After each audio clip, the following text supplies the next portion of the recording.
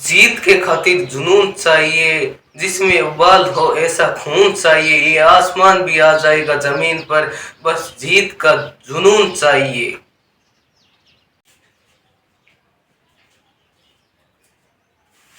जय हिंद, नमस्कार दोस्तों, आप सभी का स्वागत है इस चैनल पर। और आज हम बात करने वाले हैं बीकानेर के राठौड़ वंश के बारे में। शानदार, बेहतरीन, जबरदस्त तरीके से चर्चा करेंगे, तो वीडियो के अंत तक बने रहे। और बात करते हैं बीकानेर के बारे में। बीकानेर के बारे में, हम बीकानेर में रहते हैं, कुछ बीकानेर का नॉलेज भी हमें होना चाहिए। तो बीकानेर के बारे में बात करते हैं। राठौड़ वंश से पहले कुछ बीकानेर की सीमाओं के बारे में, कुछ उपनाम के बारे में, तो बीकानेर पर चर्चा करते हैं। तो शानदार, बेहतरीन, जबरदस्त तरीके से अपने मित्रों के साथ शेयर कर दीजिए। तो चलिए, ये मान लीजिए ये है हमारा बीकानेर, ये हमारा है बीकानेर, ठीक है। यहाँ पर सीमा लगती है बीकानेर की बहावलपुर।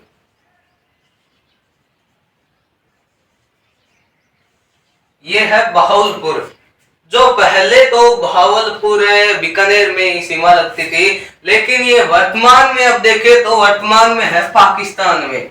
कहां चला गया? पाकिस्तान में, ठीक है।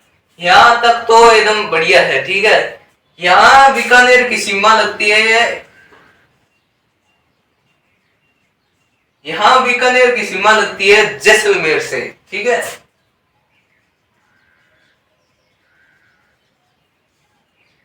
और बीकानेर की देखे तो यहाँ पर सीमा लगती है अपने जोधपुर,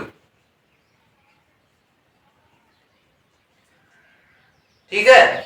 यहाँ सीमा लगती है जोधपुर से, और यहाँ पड़ता है हमारा जयपुर,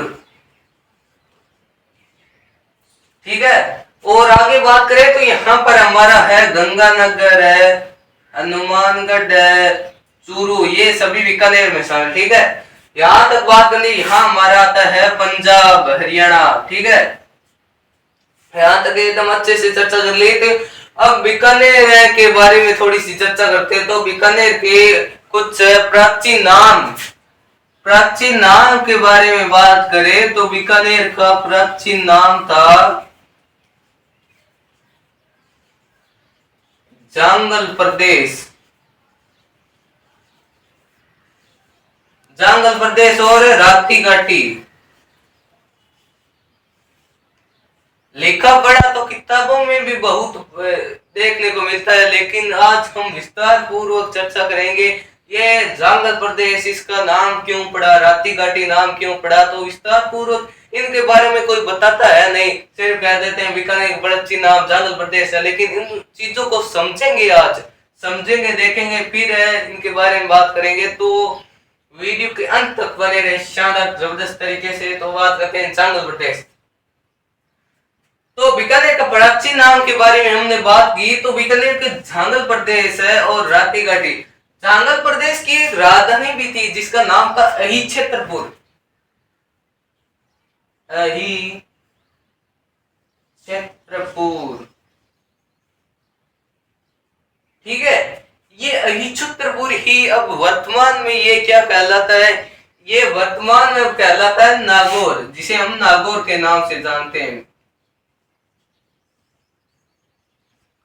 तो जांगल प्रदेश की राजधानी कौन सी थी? अही क्षेत्रपुर। अही क्षेत्रपुर पड़ता है नागौर में। अही का अर्थ होता है नाग, सांप, सर्प, कुछ भी मान सकते हो आप इन तीनों में से। तो अही का अर्थ होता है नाग, सांप, सर्प है। तो कुछ इतिहासकारों को मानना है कि इस अही यानी कि नाग है, सांप है, इन नामों से ही नागौर का नाम है नागौर पड़ा, क्योंकि नाग शब्द से ही इतिहासकार कहते हैं कि इसका नाम नागौर पड़ा, ठीक है। यहां तक चर्चा करने के बाद तो अब थोड़ी सी बातचीत करते हैं कि जांगल प्रदेश है, इसका नाम क्यों पड़ा।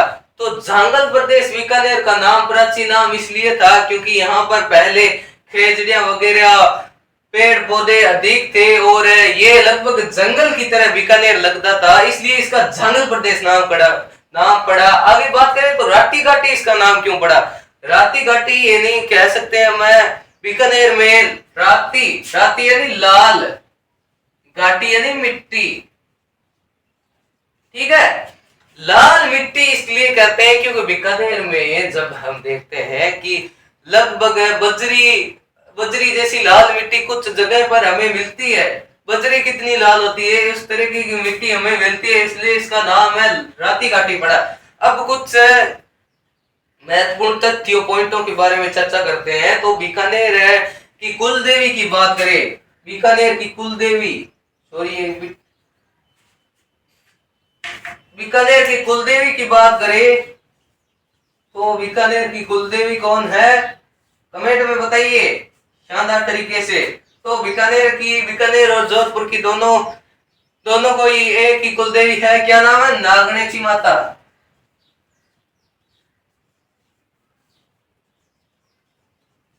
आराध्य देवी की बात करें तो आराध्य देवी है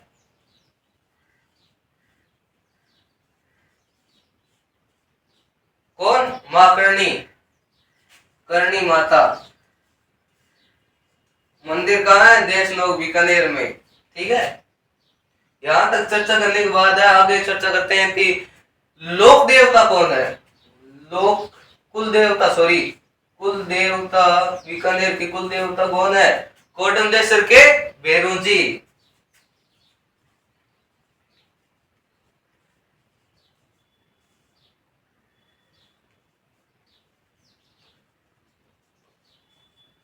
कोडमदेसर के भैरू जी। और आराध्य देवता के बारे में बात करें,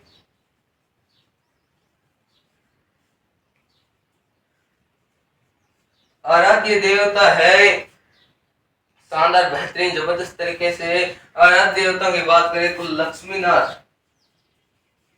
लक्ष्मीनाथ जी। तो अब हमने बीकानेर के बारे में थोड़ी संपूर्ण तो जानकारी इकट्ठा नहीं की है, लेकिन ये ऐसी जानकारी इकट्ठा यानी कि सामान्य जानकारी हमने ये बताई है जो लगभग एग्जामों में पूछी जाती है, उनके बारे में चर्चा की है। तो बीकानेर है में एक जूनागढ़ किला भी है,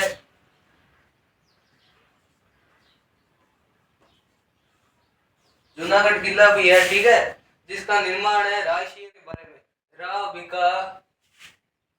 राव जोधा के पांचवें पुत्र थे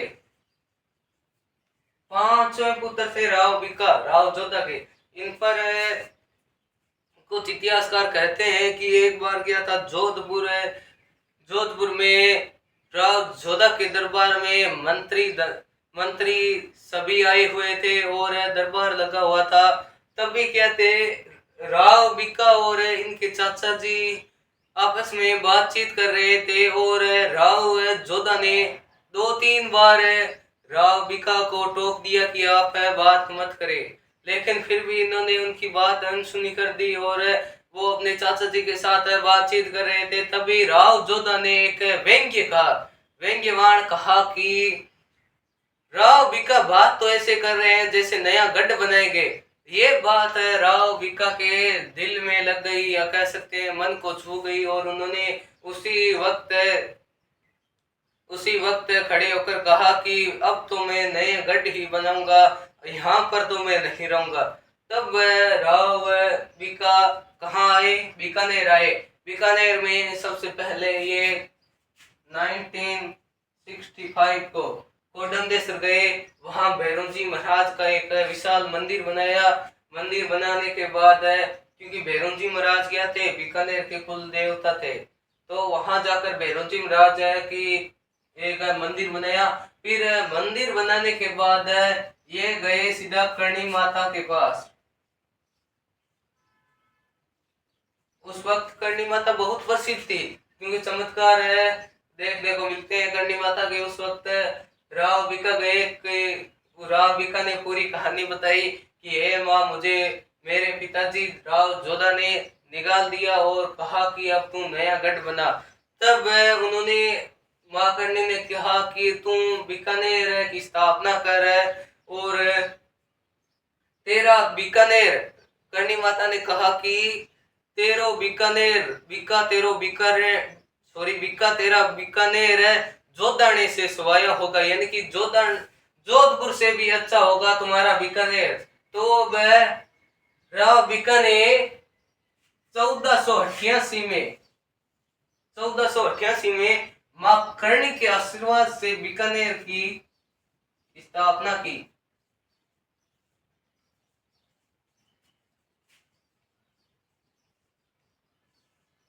तो महाकर्णी के आशीर्वाद से राव बीकानेर 1488 को बीकानेर की स्थापना की, और स्थापना करने में बीकानेर को टाइम भी समय भी लगा, लेकिन और एक बीकानेर के शासक को, यानी कि कह सकते हैं बीकानेर के राठौड़ वंश का जो राज तिलक करते हैं वो गोदारा वंश के लोग करते हैं। इनका राज तिलक बीकानेर राठौड़ वंश का राज तिलक करते हैं गोदारा वंश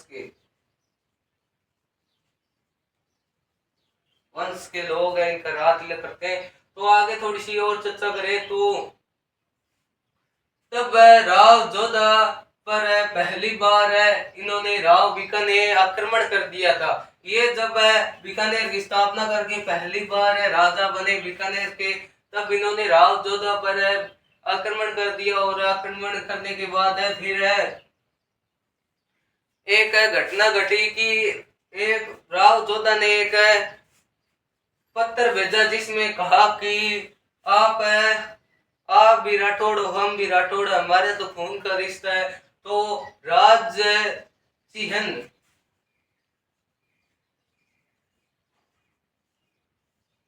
आपने अपना नया गढ़ बसाया है, तो आप अपने पिताजी यानी कि राव जोधा के जो दुर्ग में राज चिन्ह है वो 16 राज चिन्ह थे, 16 राज चिन्ह है, उन्हें आप अपने दुर्ग में ले जाए।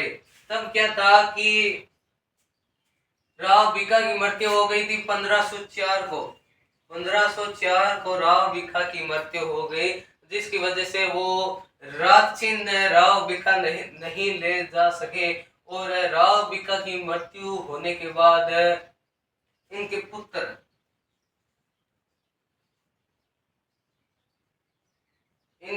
कौन थे? सातलदेव।